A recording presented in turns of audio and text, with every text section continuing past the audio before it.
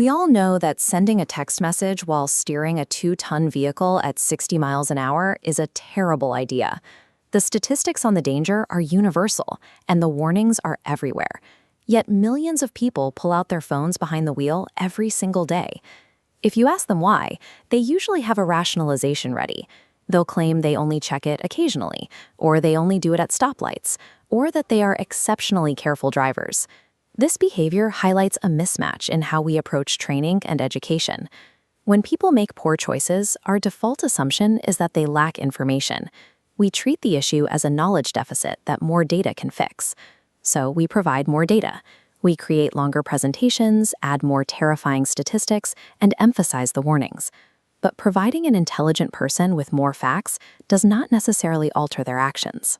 Possessing the right information serves as a starting point, but it doesn't automatically bridge the gap between knowing and doing. To see why the gap exists, look at this diagram of the dual system brain. The stick figure writer is our conscious, thinking brain, handling logic and planning. Underneath is the elephant, our automatic, visceral brain, dictating ingrained habits and actual movements. These two entities learn differently. The writer can read a safety warning and understand the abstract risk perfectly. The elephant, however, is primarily shaped by immediate lived experience. This chart tracks two drivers. Driver 1 has a fender bender on their second try. The consequence teaches their elephant to stop. Driver 2 checks their phone 9 times with an okay result. Their elephant learns texting is safe, ignoring the writer. The writer's fear of a theoretical future tragedy is often overpowered by the elephant's immediate, repeated experience of safety. To change behavior, designers have to look past the rational writer and engineer systems that speak directly to these visceral habits. The technology acceptance model is a standard used to predict whether a user will adopt a new system based on how they perceive its value and difficulty. The model suggests that for adoption to happen, the elephant must perceive the new behavior as genuinely useful. It needs an immediate payoff to justify the energy required to change. Second, the behavior must be easy to perform. The automatic brain constantly seeks the path of least resistance. If a system is complex, cognitive load spikes. When that happens, the elephant abandons the new tool and reverts to familiar behaviors. Even a well-designed system will struggle if the initial friction of adoption alienates the user on their first attempt.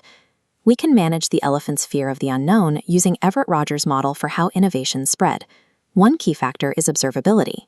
People often need to see their peers successfully benefit from a new behavior before they are willing to try it themselves. Another factor is trialability. This involves providing users with a low-stakes environment where they can test a behavior without facing permanent consequences. These methods allow the elephant to gather safe, immediate experience.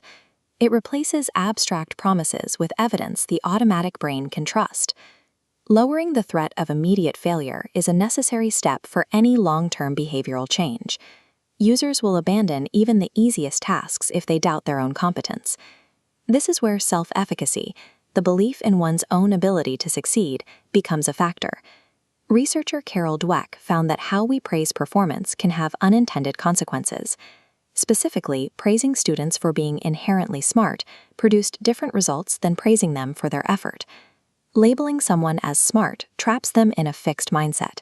They avoid difficult tasks to protect that identity and ensure they don't make mistakes.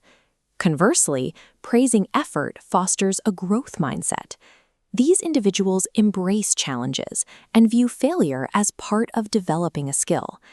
We see this applied in prevention programs, where students role-play difficult scenarios. Practicing these high-stress situations in a safe classroom builds a reservoir of confidence. Self-efficacy is the link that transforms a person from a passive recipient of information into an active driver of their own behavior. The combined principles of Tam, Rogers, and Dweck suggest that effective learning design focuses on constructing an environment that supports the learner's success. The goal is to architect an environment where the desired action becomes the most natural and effortless choice for the user. This requires moving away from the idea that human behavior is a simple equation solved by adding more facts. Lasting change occurs when we build pathways that the visceral elephant is already motivated to walk down.